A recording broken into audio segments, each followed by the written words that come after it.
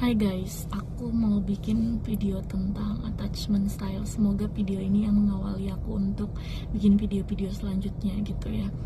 Jadi beberapa klienku itu mengeluhkan tentang mereka dulu punya hubungan, terus sekarang udah masuk dalam hubungan baru. Ternyata hubungan barunya ini lukanya masih sama kayak luka sebelumnya gitu. Mereka udah move on, udah punya pasangan baru, tapi kok lukanya masih sama ya kayak gitu. Itu ada hubungannya dengan attachment, yaitu kalau gaya kelekatan. Nah, gaya kelekatan itu sudah terbangun atau sudah ada di dalam diri kita sejak kita masa kecil, dari masa lalu gitu lah. Yang mana dulu mungkin ketika kecil kita sering diabaikan, sering ditinggalkan, sering ditolak gitu ya, yang mana itu menjadi diri kita yang saat ini.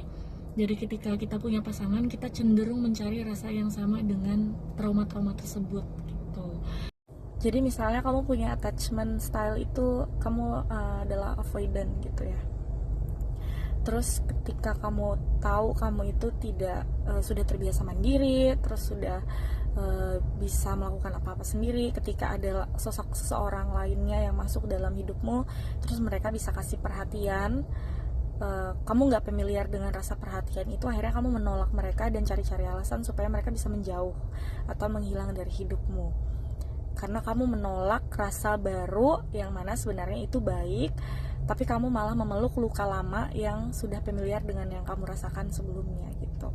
Makanya akhirnya ketika punya pasangan, kamu tetap kembali ke luka yang lama, karena rasa-rasa itu tetap kamu pegang, rasa-rasa itu tetap kamu simpan di dalam dirimu, yang mana menjadi luka yang bertumpuk-tumpuk, dan kalau nggak disembuhkan itu akan terus berlanjut dan akan terus seperti itu. Jadi itu adalah alasan kenapa ketika kamu punya pasangan baru, kamu terus merasakan luka yang sama gitu. Jadi trauma-traumanya akan terus muncul.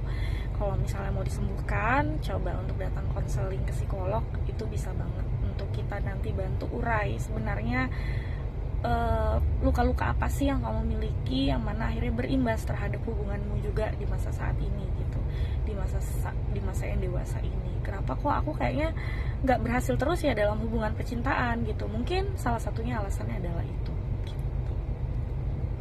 Jadi menikahlah ketika kamu udah siap, menikahlah ketika secara emosional sudah matang, finansial sudah matang, jadi tidak merepotkan siapapun di dalam kehidupan rumah tangga itu.